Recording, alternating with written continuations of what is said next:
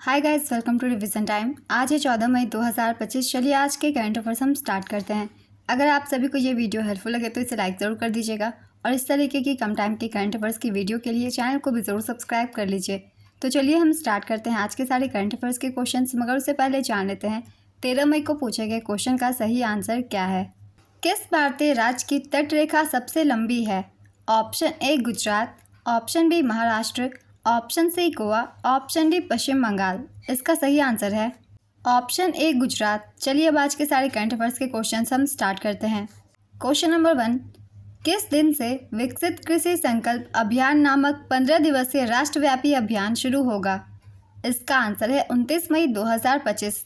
29 मई 2025 से राष्ट्रव्यापी विकसित कृषि संकल्प अभियान शुरू होगा, जो 12 जून 2025 तक चलेगा। इसका उद्देश्य किसानों को आधुनिक तकनीक और नई बीज किस्मों के बारे में शिक्षित करना है।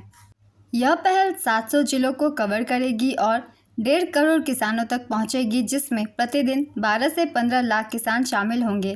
केंद्रीय कृषि मंत्री शिवराज सिंह चौहान हैं।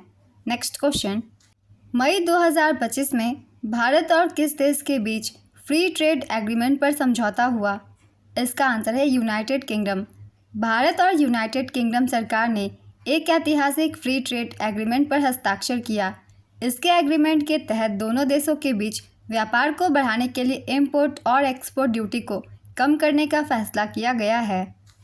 इसका लाभ यूनाइटेड किंगडम से भारत में आयात होने वाली लग्जरी कारों की कीमतों पर भी देखने को मिलेगा। बहुत जल्द ही Jaguar Land Rover, Rolls Royce और एस्टन मार्टिन जैसी लग्जरी कारें सस्ती हो जाएंगी। इस एग्रीमेंट से 2040 तक दोनों देशों के बीच कुल एनुअल ट्रेड में तकरीबन 25.5 बिलियन पाउंड का इजाफा होने का अनुमान है। इस एग्रीमेंट के तहत यूनाइटेड किंगडम भारत से एक्सपोर्ट होने वाली तकरीबन 99% सामानों पर लगने वाला भारी टैरिफ हटा देगा।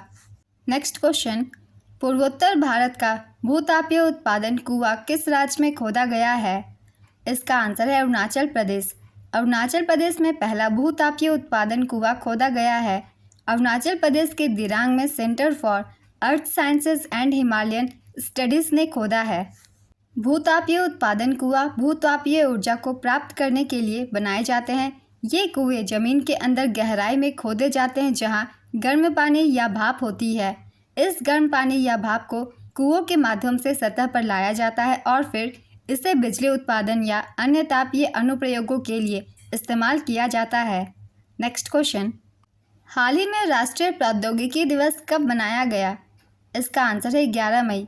11 मई को 1998 में पोखरण में हुए सफल परमाणु परीक्षण की याद में और विज्ञापन और प्रौद्योगिकी के क्षेत्र की उपलब्धियों को सम्मानित करने के लिए प्रत्येक वर्ष राष्ट्रीय प्रौद्योगिकी दिवस मनाया जाता है। 2025 की थीम है empowering a sustainable tomorrow through innovation. Bharat ने ऑपरेशन शक्ति के तहत 11 मई और 13 मई को पोखरण राजस्थान में परमाणु परीक्षण किए थे। नेक्स्ट क्वेश्चन, मई 2025 में ईरान के विदेश मंत्री ने भारत की यात्रा की। इस दौरान भारत और ईरान के बीच कितने समझौते पर हस्ताक्षर हुए? इसका आंसर है 2। ईरान विदेश मंत्री की यात्रा के दौरान भारत और ईरान ने 2 समझौता ज्ञापनों पर हस्ताक्षर किए। ये 2 समझौते हैं, पहला सीमा शुल्क सहयोग और दूसरा चिकित्सा उत्पाद विनियमन पर द्विपक्षीय समझौता। भारत और ईरान भारत ईरान मैत्री संधि पर हस्ताक्षर करने की 75वीं वर्षगांठ भी मना रहे हैं। डॉक्टर अब्बास अराक्ची 7 और 8 मई 2025 को भारत की 2 दिवसीय यात्रा पर थे। ईरान की राजधानी है तेहरान। यहाँ के राष्ट्रपति हैं मसूद पेजेस्कियन और मुद्रा है ईरानी रियाल। नेक्स्ट क्वेश्चन, केंद्रीय सड़क परिवहन और राजमार्ग मंत्रालय के अनुसार भारत ऑटोमोबाइल निर्माताओं में किस स्थान पर आ गया है? इसका आंसर है तीसरे स्थान पे। केंद्रीय सड़क परिवहन और राजमार्ग मंत्री नितिन गडकरी ने कहा है कि भारत तीसरा सबसे बड़ा ऑटोमोबाइल निर्माता बन गया है। ये घोषणा 8 मई 2025 को हुई। नई दिल्ली में आयोजित चौथे अंतर्राष्ट्रीय BBB शिखर सम्मेलन और बायो एनर्जी वैल्यू चेन पर एक्सपो के दौरान यह घोषणा की गई। मंत्री ने बताया कि वर्तमान में कृषि आर्थिक रूप से टिकाऊ नहीं है और प्रस्तावित किया कि इसे लाभदायक बनाने के लिए व्यवहार समाधान विकसित किए जाने चाहिए। दुनिया में सबसे बड़ा ऑटोमोबाइल निर्माता देश चीन है। अमेरिका दूसरे स्थान पर है। नेक्स्ट क्वेश्चन, हाल ही में किस देश ने यात्रा सुरक्षा बढ़ाने के लिए चिप आधारित ई पासपोर्ट लॉन्च किया? इसका आंसर है भारत। भारत ने यात्रा सुरक्षा बढ़ाने के लिए चिप आधारित ई पासपोर्ट लॉन्च किया। नए पासपोर्ट जो RFID चिप और बायोमेट्रिक डेटा से लैस है, अंतर्राष्ट्रीय यात्रा को अधिक सुरक्षित, कुशल और सुविधाजनक बनाने का उद्देश्य रखते हैं। इस कदम के साथ भारत अमेरिका, ब्रिटेन और जर्मनी जैसे उन देशों की कतार में शामिल हो गया है जो पहले ही उन्नत ई पासपोर्ट तकनीक अपना चुके हैं। RFID चिप और एंटीना बायोमेट्रिक और व्यक्तिगत डाटा को सुरक्षित रूप से स्टोर करता है। नेक्स्ट क्वेश्चन, हाल ही में किसे रोमन कैथोलिक चर्च का 267वां पोप चुना गया? इसका आंसर है लियो 14। अमेरिका के रॉबर्ट फ्रांसिस प्रेवोस्ट को नया पोप चुना गया है। अमेरिकी कार्डिनल रॉबर्ट फ्रांसिस प्रेवोस्ट 8 मई 2025 को चर्च के 267वें पोप बने। कैथोलिक चर्च के इतिहास में पोप बनने वाले वह पहले अमेरिकी हैं। उन्हें पोप लियो 14वें के नाम से जाना जाएगा। उन्हें पोप फ्रांसिस का स्थान लिया, जिनका निधन 21 अप्रैल 2025 को हुआ था। नेक्स्ट क्वेश्चन, हाल ही में किस राज्य का रंगचेरा गांव सौर ऊर्जा और सुरक्षित जल पहुंच वाला पहला हरित गांव बन गया है? इसका आंसर है त्रिपुरा। रंगचेरा गांव को त्रिपुरा का पहला हरित गांव घोषित किया गया है। यह उपलब्धि राज्य सरकार की पहल से संभव हुई है। गांव में एक सौर संयंत्र और सौर आधारित जल शोधन प्रणाली सफलतापूर्वक स्थापित की गई, जिसने ग्रामीण जीवन स्तर में सुधार का एक उदाहरण प्रस्तुत किया। 70 सौर ऊर्जा चालित स्ट्रीट लाइट और घर की लाइटिंग की स्थापना ने बच्चों को सूर्यास्त के बाद पढ़ाई करने में सक्षम बनाया है और रात में गांव के भीतर सुरक्षित आवाजाही सुनिश्चित की है। Next question, Saif under-19 championship 2025 की शुरुआत किस राज्य में हुई है? इसका आंसर है अरुणाचल प्रदेश। 9 मई को दक्षिण एशिया फुटबॉल महासंघ under-19 football championship 2025 Arunachal Pradesh के पापुम-पारे जिले के यूपिया में शुरू हुई। इस टूर्नामेंट में 6 देश भाग ले रहे हैं। ग्रुप ए में बांग्लादेश, भूटान और मालदीव शामिल है, जबकि ग्रुप बी में भारत, नेपाल और श्रीलंका शामिल है। इस चैंपियन का फाइनल 18 मई को होगा। यह चैंपियनशिप पहली बार अगस्त 2015 में नेपाल में आयोजित की गई थी।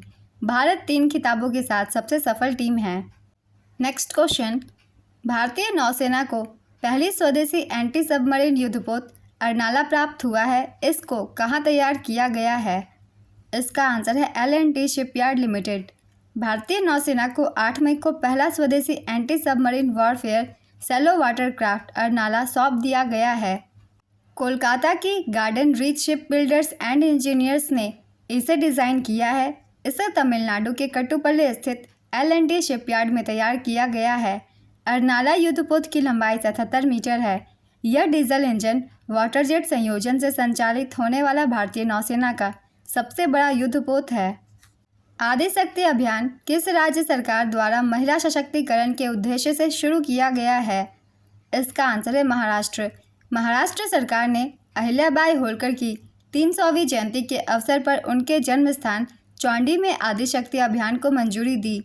इसका उद्देश्य कुपोषण, शिशु एवं मातृ मृत्यु दर को कम करना, घरेलू हिंसा, यौन उत्पीड़न और बाल विवाह जैसे सामाजिक मुद्दों को संबोधित करना, सरकारी कल्याणकारी योजनाओं को प्रभावी बनाना, पंचायती राज संस्थाओं में महिलाओं की भागीदारी को प्रोत्साहित करना है। इसके लिए कुल बजट 10.50 करोड़ आवंटित किए गए हैं। नेक्स्ट क्वेश्चन, हाल ही में कौन सा भारतीय शहर विश्व स्वास्थ्य संगठन के वैश्विक आयु अनुकूल शहर नेटवर्क में शामिल हुआ है? इसका आंसर है कोझिकोड। कोझिकोड को WHO के वैश्विक वृद्ध अनुकूल शहरों और समुदायों के नेटवर्क में आधिकारिक रूप से शामिल किया गया। यह मान्यता शहर के वृद्ध जन समुदाय के समावेशी, सुरक्षित और सहायक वातावरण बनाने की प्रतिबद्धता का एक महत्वपूर्ण संकेत है, जो शहरी वृद्ध देखभाल और सुलभता के वैश्विक मानकों के अनुरूप है। कोझिकोड केरल राज्य का एक जिला है। GNAFCC का पूरा नाम है global network of age friendly cities and communities. Next question, हाल ही में इटली के मिलान में 5 से 7 मई 2025 तक आयोजित एशियाई विकास बैंक की 58वीं वार्षिक बोर्ड ऑफ गवर्नर्स बैठक में कौन शामिल हुआ है? इसका आंसर है निर्मला सीतारमन। केंद्रीय वित्त मंत्री निर्मला सीतारमन ने इटली के मिलान में 5 से 7 मई 2025 तक आयोजित एशियाई विकास बैंक की 58वीं वार्षिक बोर्ड ऑफ गवर्नर्स बैठक में भाग लिया। निर्मला सीतारमण एडीबी के बोर्ड ऑफ गवर्नर में भारत का प्रतिनिधित्व करती हैं। बोर्ड ऑफ गवर्नर्स की 58वीं बैठक का विषय था अनुभव साझा करना, कल का निर्माण करना। आज के सारे करंट अफेयर्स के क्वेश्चंस कंप्लीट होते हैं। चलिए अब आज का क्वेश्चन देखते हैं क्या है।